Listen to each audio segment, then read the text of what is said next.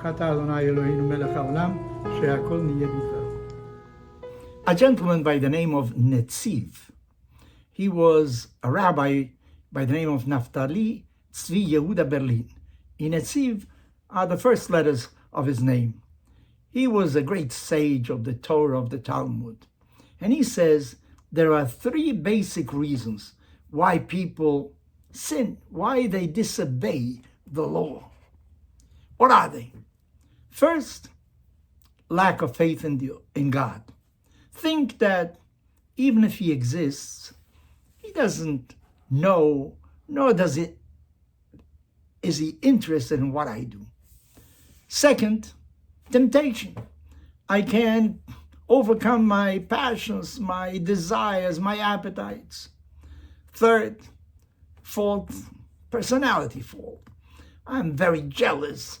I become angry immediately. I think that I'm all important. Maybe these are basic things that are in my character. And he says, these are the reasons why people really disobey the law. In a sense, they also reflect three principles for which a Jew should offer his life and not negate the law. For instance, you are not allowed to deny the existence of God in public. You should let yourself be killed instead of doing that. Second, has to do with incest. Sexual practices that are totally prohibited. And third, if I'm asked to kill another person, I am told the following: unless you kill that gentleman, I will kill you. So you have to offer yourself not to kill another person, because your blood is not redder than somebody else's blood. According to the Netziv, the worst of these things is the lack of faith in God, because that means that you do not believe that there is an absolute morality, that there is a universal ethic in this world.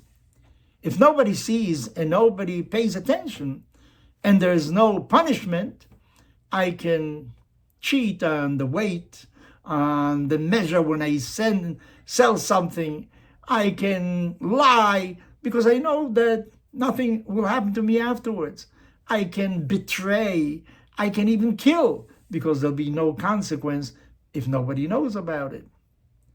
Maybe one can overcome one's inclination, one's appetites, minimize its frequency.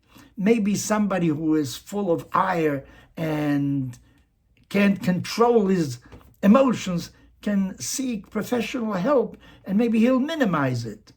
But those that don't believe that there's a creator that occupies himself on humanity, that really knows what is going on, this person has very little chance of changing.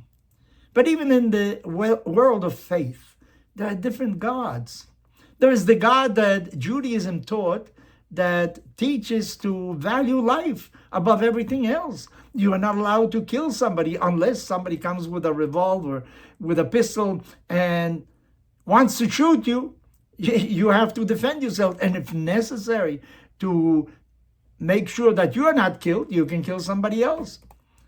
I always remember what Primo Levi, a survivor of the Second World War, a great writer that unfortunately committed suicide, said one of the things that he learned from the Second World War is when somebody points a gun at you and says he's going to kill you, believe him. But there are other gods that place too much emphasis on a world to come, and they don't punish when you do something out of faith. Many people kill innocents or those that they think are guilty of something and cry out, Allahu Akbar, God is powerful. They kill in the name of God. In the Jewish tradition, there is a law that says you have to erase the descendants of Amalek. That was a people that attacked the Jewish people when they left Egypt without any reason at all. Even though some people think You know why they attacked the Jewish people when they went out of Egypt?